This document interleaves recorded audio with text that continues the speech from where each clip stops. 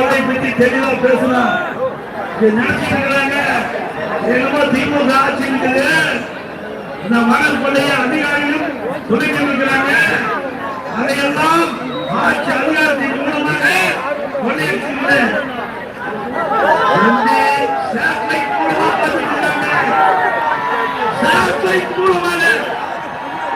எங்கெங்க மணல் அள்ளப்படுது, என்னென்ன லாரி அள்ளப்படுது, அந்த லாரிகளை ஏன் கொள்ளாயிருக்குது.